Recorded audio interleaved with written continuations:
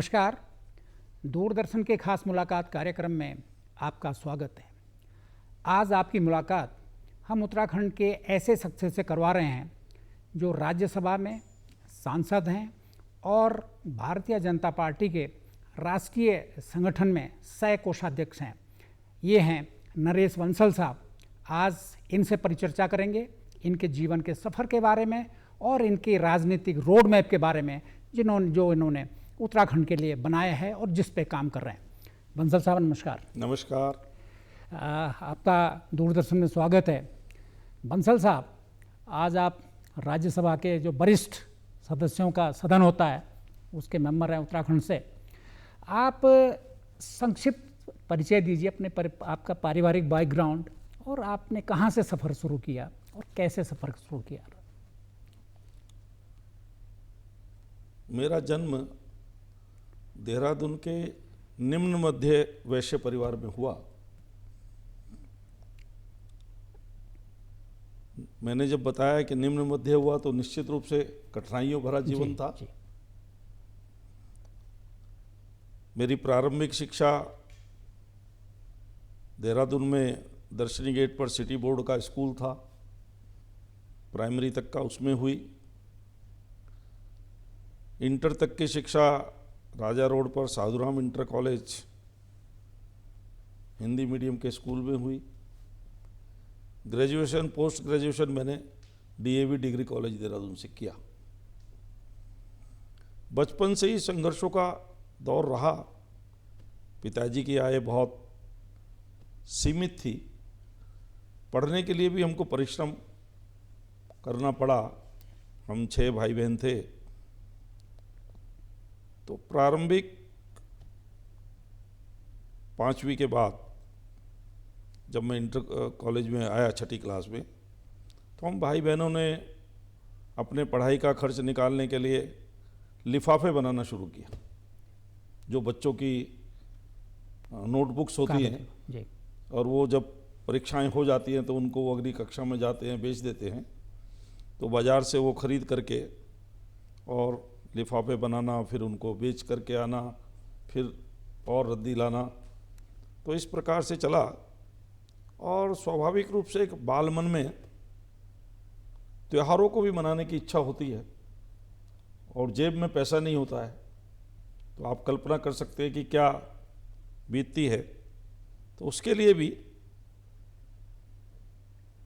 रक्षाबंधन पर राखी बेचना, होली पर रंग गुलाल पिचकारी बेचना और दीपावली पर आतिशबाजी बेचना। पर मुझे इसमें समाज का बड़ा सहयोग मिला, क्योंकि मैं बचपन से राष्ट्रीय स्वयंसेवक संघ से जुड़ा, शाखा में जाता था, खेलता कूदता था। तो अनेक हमारे जो इससे वरिष्ठ कार्यकर्ता थे उनकी दुकानों के आगे फड़ पर ये सब लगाने के लिए मुझे उन्होंने हमेशा सहयोग किया, क्योंकि वो भी जानते थे कि संघ का कार्यकर्ता है और इसको आवश्यकता है। ये सब किया। फिर बड़ी कक्षाओं में आकर के ट्यूशन पढ़ाने का काम। ऐसा करते करते एजुकेशन हुई, संघ का कार्यकर्ता बना। संघ के दायित्व एक गणनायक से लेकर के फिर ऊपर तक के सभी दायित्वों तक, गणनायक, गण शिक्षक, मुख्य शिक्षक, कार्यवाह, मंडल कार्यवाह, नगर कार्यवाह, फिर जिला संपर्क प्रमुख, जिला प्रचार प्रसार प्रमुख, बौद्धिक प्रमुख, ये सारे दायित्वों का निर्वहन करते हुए जैसे बड़ा होता गया, तो एक बड़ी इंटरेस्टेड घटना मुझे याद आती है।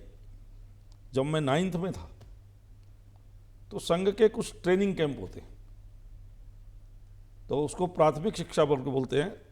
सप्ताह 10 दिन का होता है वो, लेकिन संघ के किसी उसमें भी कोई निशुल्क नहीं होता। आना जाने का खर्चा अपना देना होता है, वे गणवेश अपना बनाना होता है, वहाँ का शुल्क भी देना होता है। तो मुझे वो ट्रेनिंग कैंप करने जाना था। घर की आर्थिक स्थिति थी नहीं, तो चूंकि मैं लिफाफे वगैरह बनाता था, तो हमारे एक वरिष्ठ कार्यकर्ता थे श्री दयाचंद जैन, उनके पास में उसमें से जो मुझको पैसा मेरी जेब खर्च का मिलता था घर से, वो खर्च ना करके मैं उनके पास थोड़ा थोड़ा करके जमा करते थे। उसका शुल्क जमा करता था, फिर वो करके मैं संघ शिक्षा वो प्राथमिक शिक्षा वर्ग करने गया।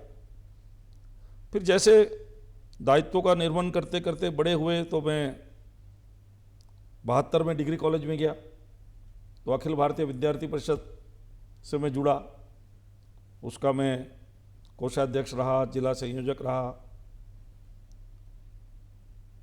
और मैं 19 वर्ष का था, ग्रेजुएशन के फाइनल में था, तो मेरी इरिगेशन में नौकरी लग गई, सरकारी नौकरी।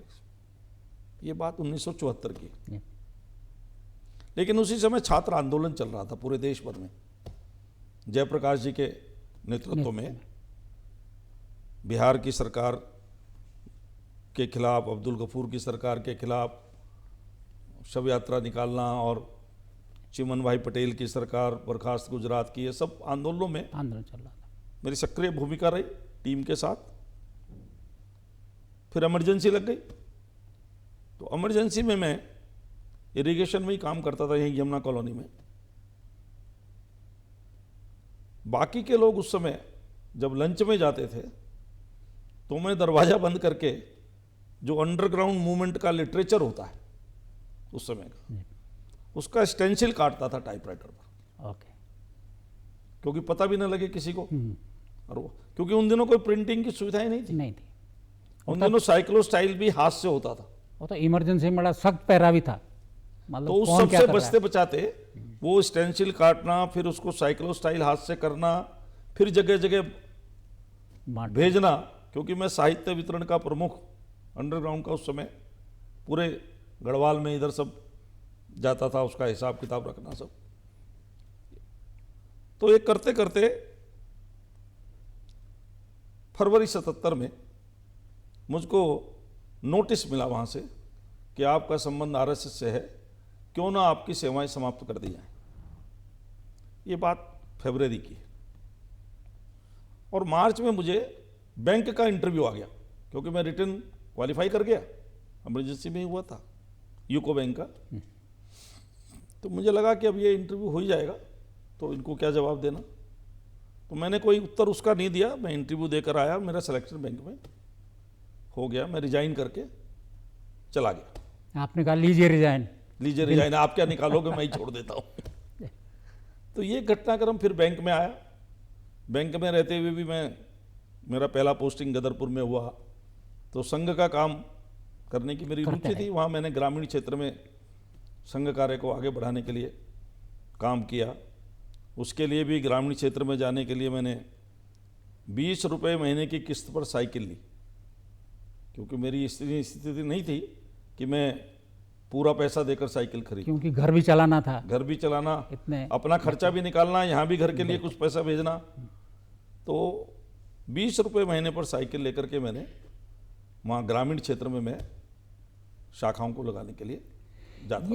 ये बताइए, पहली घटना क्या थी? आप छोटा बच्चा है, वो पटाखे बेच रहा, लेकिन आरएसएस की तरफ कैसा टर्निंग पॉइंट क्या था जब आपको लगा कि यार आरएसएस? उस समय तो मुझे लगता बहुत संघ का उतना वो भी नहीं था, लेकिन ऐसा क्या था उस बच्चे में, उसने कहा कि आरएसएस ज्वाइन किया? जिस मैं 7-8 वर्ष का था, तो मेरे घर के आसपास के कुछ मुझसे बड़े शाखा जाते थे, वातावरण था, तो मैं भी उनके साथ जाने लगा। पर जाने लगा तो मुझे लगा कि मेरी सब चीज़ों में जो बाकी के लोग हैं उनकी सहयोगात्मक भूमिका है। मैं बीमार पड़ गया, तो मेरा मुख्य शिक्षक मेरी चिंता करता था कि मुझे दवाई लाना, 2-3 घंटे मेरे पास आकर बैठना। वो मुझसे बहुत सीनियर होता था, वो बैठता था। फिर बचपन में हमारी पढ़ाई कैसी चल रही है, पढ़ाई में सहयोग करना और कामों में। और बचपन में मैं यहाँ के एक बहुत बड़े, मैं कह सकता हूँ कि उत्तराखंड अलग राज्य बनना चाहिए, इसके ऊपर जिन्होंने बड़ा काम किया, ज्योग्राफर थे, डीबीएस कॉलेज में ज्योग्राफी के हेड ऑफ द डिपार्टमेंट थे, अग्रवाल साहब, डॉक्टर नित्यानंद जी। नित्यानंद जी। तो बचपन में मैं उनके संपर्क में आया। वो अनुशासन के कड़े, यानी वो जब कॉलेज में प्रवेश करते थे तो लोग घड़ी मिलाते थे, कभी जीवन में 1 मिनट वो लेट नहीं हुए। और पहाड़ में शिक्षा का बड़ा योगदान है उनका, मनेरी में, नेटवाड़ में बड़े उन्होंने होली हिमालयज करके पुस्तक भी लिखी है।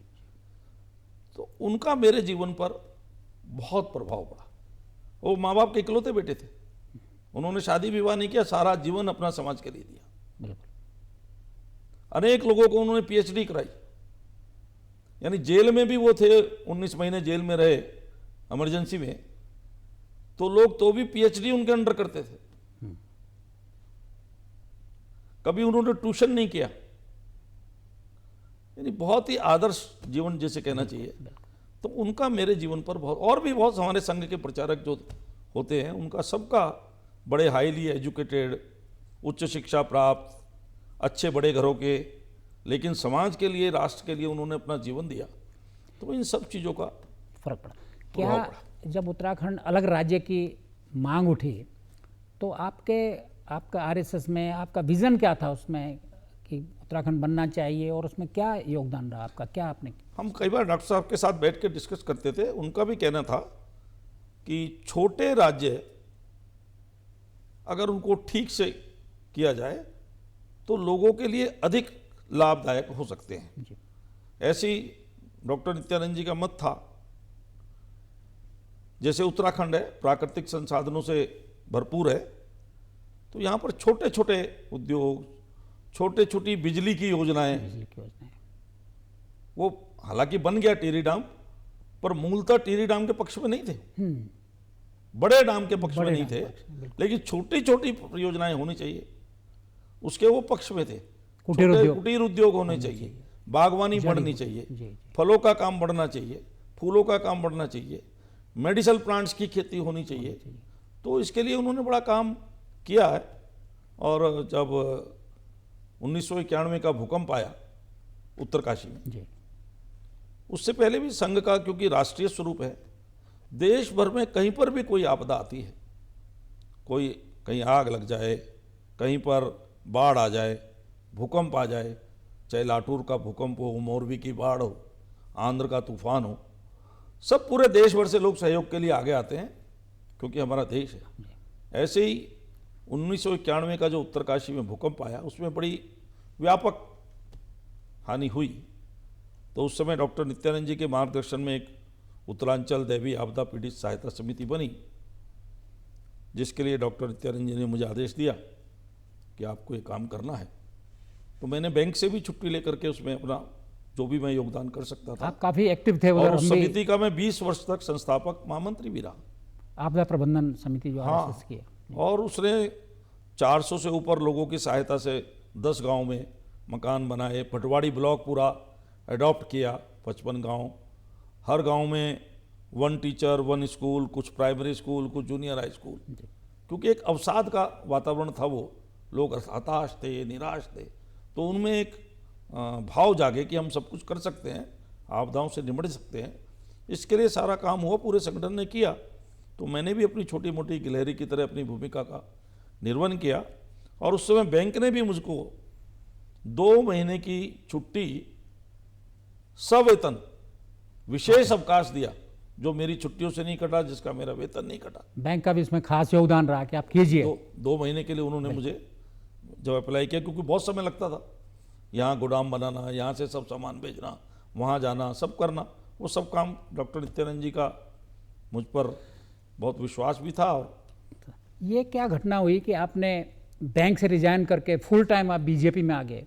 इसका निर्णय आपने कैसे लिया? क्योंकि आपको घर भी चलाना था, बच्चे मुझे लगता है पढ़ रहे थे, ये डिसीजन कैसे लिया आपने? संघ का कार्य करते हुए मैं अनुषांगिक कार्यों में भी काफ़ी में जुड़ा रहा।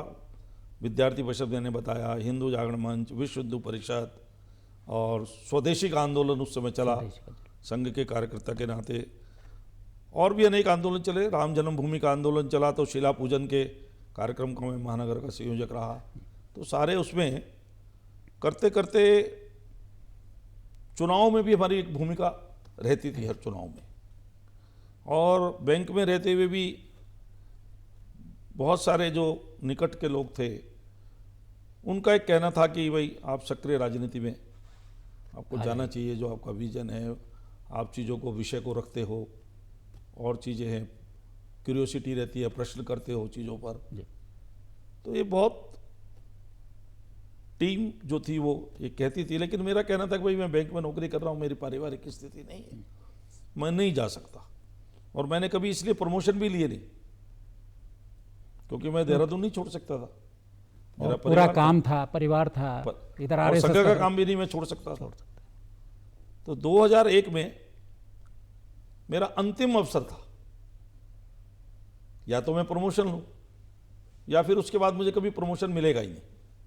और 14 वर्ष की नौकरी थी। तो बातचीत हुई, सबसे बातचीत करके हुआ, और उसी समय एक वीआरएस की स्कीम आ गई जिसमें कुछ हमको बेनिफिट मिलना था, बेनिफिट मिलने थे, वो मिल करके हम छोड़ सकते थे। तो सभी से सहयोगी से चर्चा की, सब कुछ करने के बाद मेरा परिवार इस पक्ष में नहीं था बिल्कुल भी। हाँ, ये मैं पूछने वाला था कि क्योंकि परिवार एक नौकरीशुदा आदमी और ऐसी जहाँ अनिश्चितता है राजनीति में वहाँ कूद रहा है, तो परिवार का क्या था इसमें? परिवार बिल्कुल पक्ष में नहीं था, और इवन डॉक्टर नित्यानंद जी भी पक्ष में नहीं थे। उन्होंने कहा कहाँ जिन्होंने मुझे गढ़ा है, बिल्कुल नहीं, उन्होंने कहा कि वो जानते थे इस बात को। उन्होंने कहा, हालांकि बाद में उन्होंने मेरा बहुत मार्गदर्शन भी किया, पर उस समय नहीं थे वो पक्ष में। परिवार मेरा इसलिए पक्ष में नहीं था कि और कोई साधन नहीं था। हाँ, और बच्चे भी मेरे बहुत छोटे थे, पढ़ रहे थे। तो मैंने बीआरएस लिया ये सोच करके कि भाई काम करते करते करेंगे, राजनीति में भी करेंगे और कोई ना कोई छोटा मोटा अपना काम कर लेंगे, ये सोच करके बीआरएस ले लिया।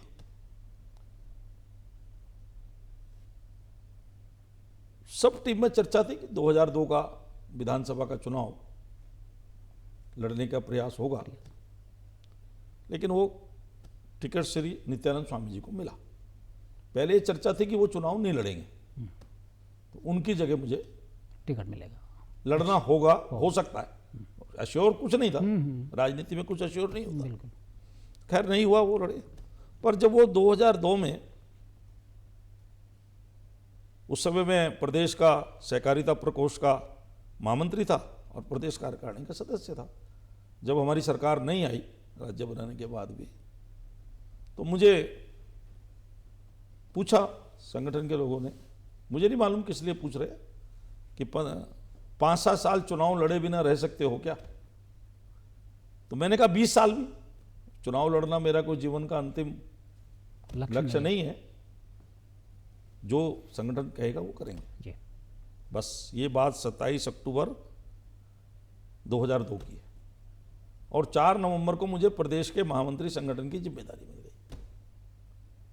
महामंत्री संगठन पूर्णकालिक होता है, मैं पूर्णकालिक बन गया। और इस दायित्व के निर्वहन में, और राजनीति में जो भी मेरे दायित्व है उसके निर्वहन में, मेरे परिवार का, मेरे बच्चों का, मेरी पत्नी का अतुलनीय योगदान है। वो नाराज थे, लेकिन बाद में उनका सहयोग, क्योंकि मैंने संगठन से कोई मानधन नहीं लिया। मेरी जो पेंशन थी या मेरे अपने साधन थे, उसी से मेरा घर चलना था। बूढ़े माता पिता जी भी साथ थे, मैं उनके साथ था। तो और मैं अपने घर में नौकर भी नहीं रख सकता था, मेरी आर्थिक स्थिति नहीं थी। संगठन मंत्री के नाते पूरे प्रदेश भर से कार्यकर्ता आते थे, मिलते थे, जुलते थे। तो उनके चाय की व्यवस्था करना, उनके भोजन की व्यवस्था करना, उसके बाद उनके बर्तनों को धोना, ये सब मेरे बच्चों ने, मेरे परिवार ने, मेरी पत्नी ने किया, क्योंकि नौकर मैं रख नहीं सकता। तो उन सबके धैर्य और सहयोग के कारण करते करते सारे दायित्वों का निर्वहन किया।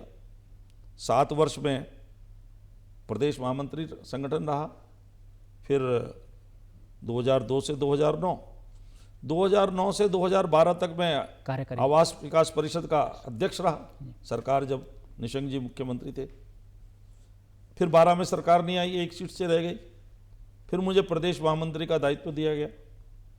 मैंने 7 साल प्रदेश महामंत्री रहा, 2019 तक।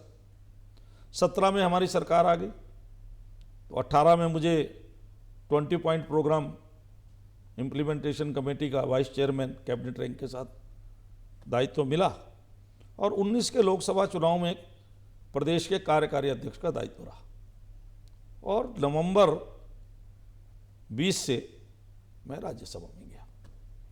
ये आपकी यात्रा है और आपने बड़े बुनियादी काम किए, इसीलिए संगठन में थे और सरकारें आई। आज बीजेपी बहुत मजबूत है, उत्तराखंड राज्य बना। आप क्या सोचते हैं जो राज्य की, जो हमारा लक्ष्य था, राज्य की परिकल्पना का था, उस ओर हम बढ़ रहे हैं या कुछ कमी है, या क्या क्या है इसमें, क्या आप देखिए, मानते हैं? मैंने जो आंदोलन में भी अनुभव किया, सबसे बड़ी मांग तो इस कारण से थी अलग राज्य की कि लोगों ने देखा उत्तर प्रदेश इतना बड़ा है, हम सीमांत राज्य हैं, लखनऊ हमारी ज़रूरतों को पूरा नहीं कर सकता, वहाँ तक हमारी आवाज़ जाते जाते धीमी पड़ जाती है, हमारे क्या कष्ट हैं उसको वहाँ उस ढंग से देखने का समझ नज़रिया जी। अलग है। यहाँ के युवाओं में आक्रोश था, उस समय नारा भी लगता था, मंडुआ झंगोरा खाएंगे, राज्य उत्तराखंड बनाएंगे, उत्तराखंड बनाएंगे, आज दो अभी दो, उत्तराखंड राज्य दो। जी। और एक सेंसिटिवनेस भी लगती थी। जी। डॉक्टर नित्यानंद जी से पूछते, वो कहते थे कि बड़ा सेंसिटिव है, दो दो राष्ट्रों से हमारी सीमाएं लगती हैं। बिल्कुल। कई बार खास तौर से टिहरी उत्तरकाशी की घाटी में जी। दिल्ली दूर पेकिंग पास के नारे भी यदा कदा सुनते थे, कम्युनिस्ट पार्टी का वो था, लिखे होते थे। जी जी, तो ये भी एक बड़ा खतरा था। बड़ा खतरा। इसलिए इस राज्य की चिंता हो, यहाँ का पलायन रुके, यहाँ का जल, यहाँ की जवानी, क्योंकि ये वीर भूमि है, देवभूमि है, 4 धाम यहाँ पर हैं। औसत हर परिवार से एक व्यक्ति सेना के अंदर है। अभी देखिए कितना दुर्भाग्यपूर्ण घटना, दुर्भाग्यपूर्ण है। 5 लोग, कल जो कठुआ में 5 हमारे यहाँ लोग के, सिर्फ उत्तराखंड 2 के। पौड़ी, 2 टिहरी, 1 रुद्रप्रयाग के, तो इतनी मैं हमारी उन सबको आपके कार्यक्रम के माध्यम से भी संवेदना व्यक्त करता हूँ करते हैं जी। और उनको अपनी हार्दिक श्रद्धांजलि व्यक्त करता हूँ। लेकिन औसत मुझे लगता है कि देश की काम उत्तराखंड का हर महीने कम से कम एक व्यक्ति काम आता है। बिल्कुल। वीर भूमि है, तो इसलिए इसको विकास भी आवश्यक है, जी। और वो विकास अंधाधुंध विकास ना हो, यहाँ के लोगों के अनुसार हो, यहाँ के लोगों के द्वारा हो, यहाँ की युवा पीढ़ी के द्वारा हो, उनका प्रशिक्षण हो, स्किल डेवलपमेंट हो, स्किल डेवलपमेंट। पर यहाँ के लोगों के विचार के अनुसार हो। मुझे लगता है इस मामले में हुआ बहुत कुछ है, मैं किसी पर आरोप नहीं लगाता, लेकिन अभी बहुत कुछ करना बाकी कर रहा है। इस समय अभी भी पलायन काफ़ी तेज़ी से हो रहा है, मतलब कम नहीं हुआ है, जो आंकड़े कहते हैं तेज़ी से हुआ। क्या क्या करना चाहिए, सरकार इस पे क्या कर रही है, क्या करना चाहिए, क्या और हो सकता है जिससे पहाड़ का पलायन रुके, वहाँ के युवाओं के लिए वहीं स्वरोजगार अपने घर में मिले, ऐसा क्या हो सकता है आपके अनुसार? देखिए, एक बात तो पलायन ये समस्या है जी। और पूरे देश भर की समस्या है। आज प्लेन में भी कोई गांव ऐसा नहीं जिसमें पलायन नहीं हो रहा। शहरों की तरफ जा रहा है। गांव गांव तक सुविधाएं पहुंची हैं, सड़कें पहुंची हैं, बिजली पहुंची है, स्वास्थ्य सेवाएं भी उतनी नहीं पहुंची जितनी आवश्यकता है, पर पहुंची है, एजुकेशन पहुंची है। जी। तो जब ये सारी सुविधाएं पहुंची है और व्यक्ति ने उच्च शिक्षा प्राप्त की है, तो जिस प्रकार की शिक्षा प्राप्त करने के बाद उस प्रकार का रोजगार वहाँ संभव नहीं है, संभव ही नहीं। बिल्कुल। तो उसके लिए उसको दूसरी जगह जाना पड़ेगा। अब उदाहरण लो, हमारे डोभाल जी आज एनएसए हैं, उत्तराखंड में यही गांव में रह करके अगर वो पलायन नहीं करते वो एनएसए बनते क्या? जी। स्वर्गीय जनरल विपिन रावत, श्री अनिल चौहान इस समय जो सीडीएस है, हाँ, बड़े उसमें। तो सभी, मतलब मैं ये मानता हूं, देखिए पलायन की समस्या में इतना विचार करना चाहिए कि लोकल विकास हो, सबको रोजगार किस प्रकार उसके अनुसार मिले, लेकिन उच्च रोजगार प्राप्त करने के लिए उसको कहीं भी जाना ही जाए पड़ेगा। देखो, दो पर नहीं, जाने के लिए उसको प्रेरित भी करना चाहिए, पर अपनी भूमि ना छोड़े, भून। उसके प्रति मोह ना छोड़े, जी जी उसके विकास में योगदान दे।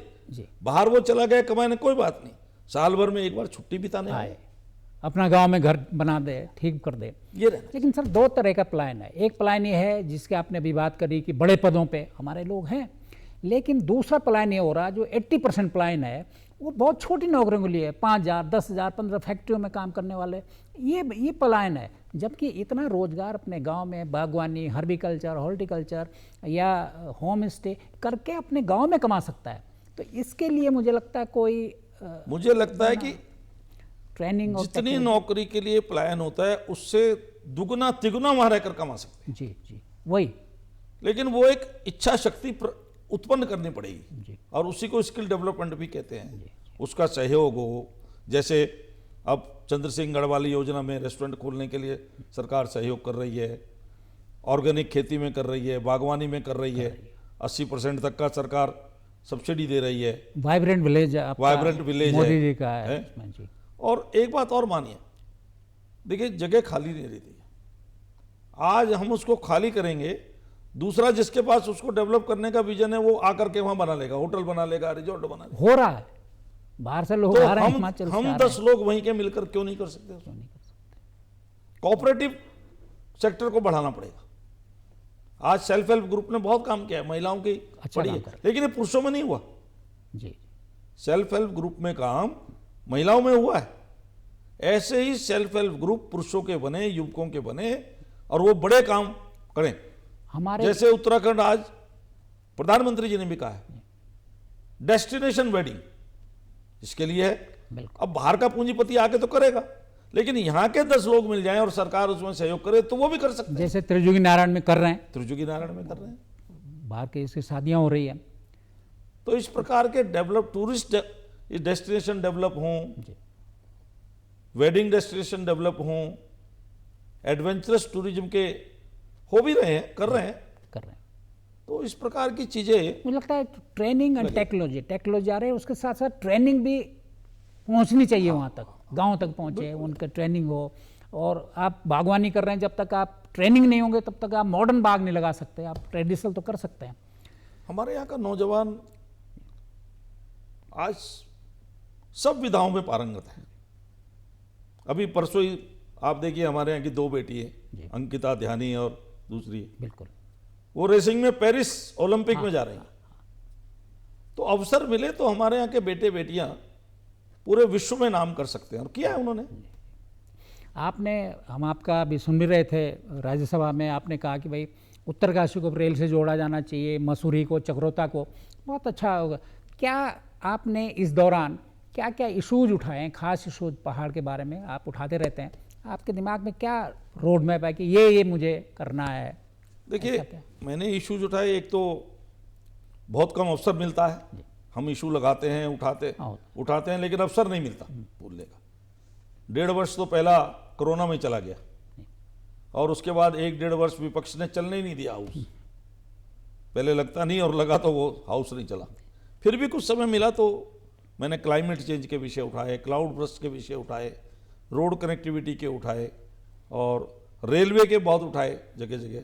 उसमें से देहरादून सहारनपुर रेलवे का हुआ है, सर्वे हो गया शाकुम्भरी तक का। हमको 2 वंदे भारत एक्सप्रेस मिल गई। अभी मैं मिला हूँ और एक्सप्रेस की हमने मांग की है, आप मिल रही है। बहुत ही वरिष्ठ वो हैं, राष्ट्रीय नेतृत्व में भी आपकी अच्छी पैठ है, तो आप उत्तराखंड और सेंटर में एक सेतु हैं, और मुझे लगता है कि आप और भी काम ऐसे करेंगे। और आज चलते चलते आप कुछ आप कह रहे थे कुछ टिप्स, कुछ कविता, कुछ 2 लाइनें अगर आपकी हों तो हम कार्यक्रम का समापन करें। देखिए, मैं बड़े अटल जी की 4 पंक्तियां मुझे याद आती हैं। जी। उत्तराखंड के विकास के लिए पक्ष विपक्ष सबको मिलकर सकारात्मक दिशा में चलना होगा जी। क्योंकि हम कई बार कहते हैं कि पक्ष और विपक्ष पैरेलल प्रजातंत्र की गाड़ी के 2 पहिए, कहते हैं कि नहीं कहते? बिल्कुल।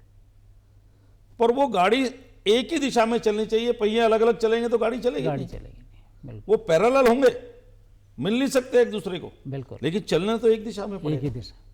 तो उत्तराखंड के विकास के लिए विपक्ष भी सकारात्मक भूमिका निभाए, और सरकार में जो लोग हैं वो भी उनके साथ संवाद करते रहें, संवाद की प्रक्रिया चलती रहे। तो उसके लिए 4 पंक्तियां अटल जी ने कहा है, कदम मिलाकर चलना होगा, कदम मिलाकर चलना होगा, बाधाएं आती हैं आए, घिरे प्रलय की घोर घटाएं, कदम मिलाकर चलना होगा, बाधाएं आती हैं आए, घिरे प्रलय की घोर घटाएं, पांव के नीचे अंगारे, सिर पर बरसे यदि ज्वालाएं, निज हाथों से आग लगाकर चलना होगा, कदम मिलाकर चलना होगा, कदम मिला। बहुत बहुत धन्यवाद बंसल साहब। नमस्कार। उम्मीद है कि आपके जो आप सेतु हैं केंद्र और राज्य के, और आगे बढ़ेगा, हमारा राज्य और प्रगति करेगा।